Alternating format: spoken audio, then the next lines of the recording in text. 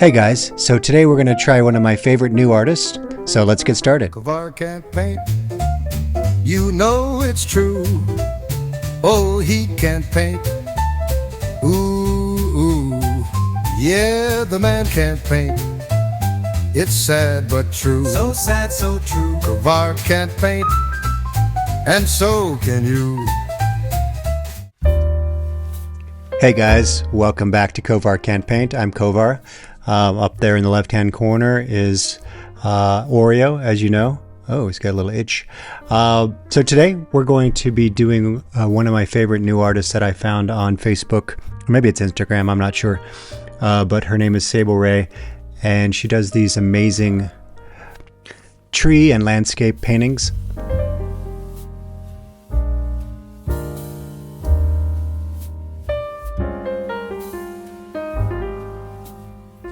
To be honest, I've already tried this a couple times on my own, just to try to figure out what she's doing.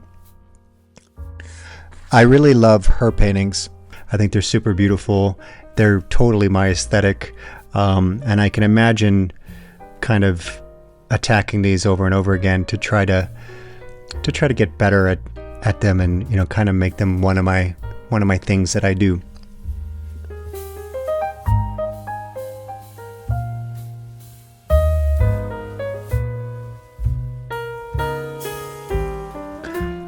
As you can already see, I started very wet, wet on wet, and I think that's one of the secrets to her painting. There's a lot of mist and a lot of fading and a lot of mood in her style. So I did it a couple times and was sort of always missing that mist.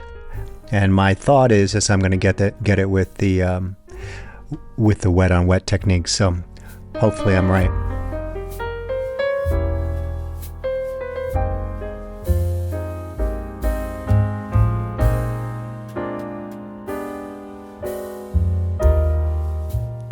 So I had an interesting week last week. We had to drive to Texas for my father's funeral. Me, my wife, and Oreo, we drove 14 and a half hours, which was, pretty much a terrible mistake. But on the way back, we broke up the trip and stayed in Mississippi, and only because it was exactly halfway. And we found an incredible little boutique and had the best time just hanging out with Oreo and walking around this cute little neighborhood with restaurants, and we had the nicest time.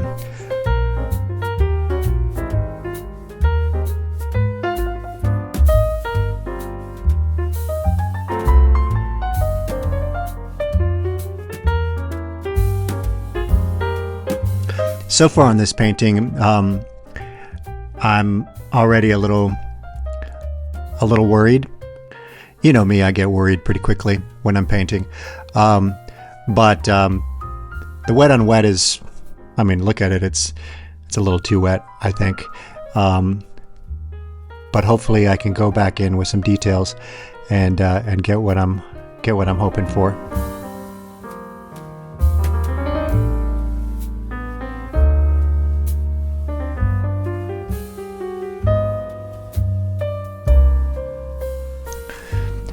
So now I'm going in with a little bit more drier paint, and then taking that paint and pulling it down to sort of create that mist effect.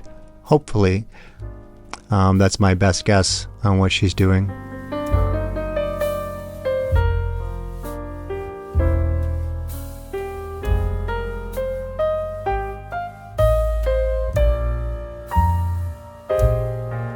I think one of the other reasons I like her work so much is, and it sort of goes with why I like Nias Hannon's work, there's very few colors.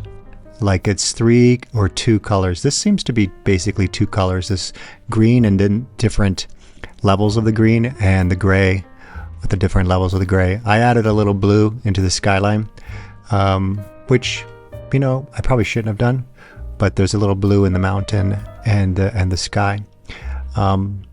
But for some reason, when you limit the number of colors, that's when I really start to like an artist's style.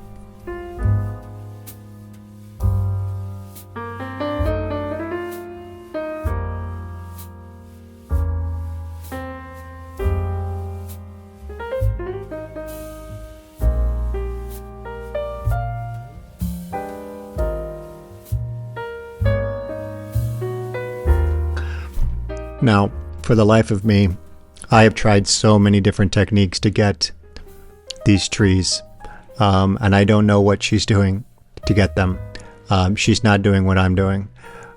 Right now, what I'm doing is, kind of just painting in each leaf and then going in with the sprayer of water and trying to blend that bottom area into mist. But yeah, she does something really fantastic with the leaves that just makes them look so real. But that's why she's a pro, and I have a YouTube channel called Kovar Can't Paint.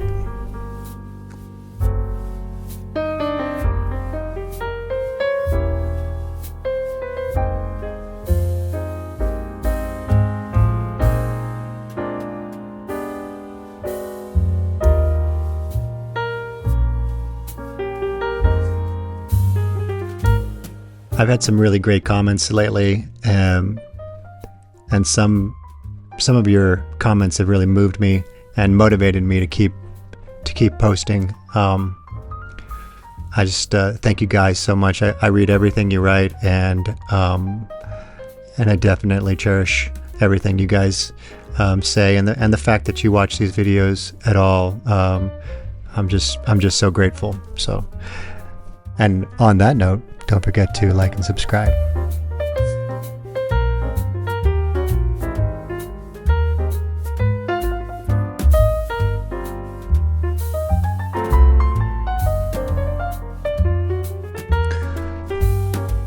Definitely giving this more practice. I'm getting a lot more confidence with the brush. Like those little birds there, I really felt confident just kind of hitting those strokes quickly.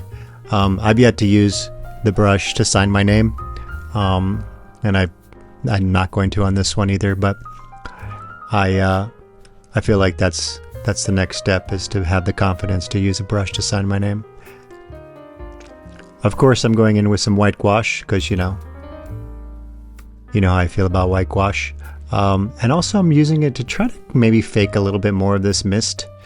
Maybe not the best idea, but I want to see if I can't get that really misty, cloudy vibe going there between the trees and a little bit on the mountain.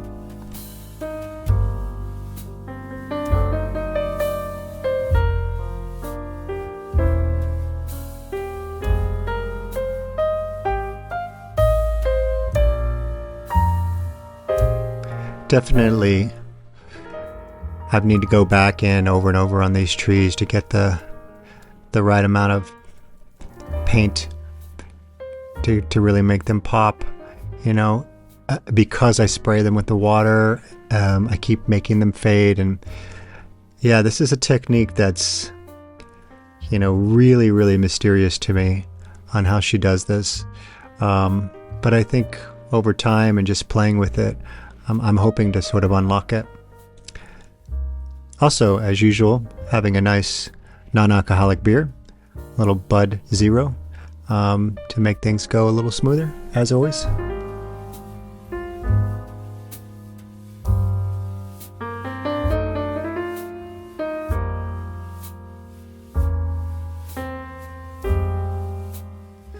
Just trying to get a couple of those faded trees there in the background, just to continue on with that sort of layered look that I see that she has.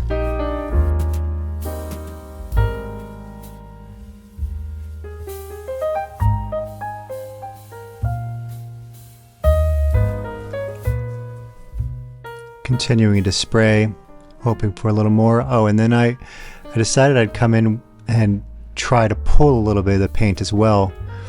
And that I like that effect a lot. That actually did give it a little bit of a more misty feel throughout the whole painting. Well, that's it, guys. That's the painting. I hope you enjoyed it as much as I did. Don't forget to sign your paintings. Never know when you're going to be famous. And again, guys, thanks for hanging out. Let me know what you think. Let me know how close you think I got to her style. Maybe you have some suggestions on what I could have done better. I'd love to hear it. See you next time. It's sad but true. So sad, so true. Kovar can't paint. and so can you. It's pretty cool. I love it.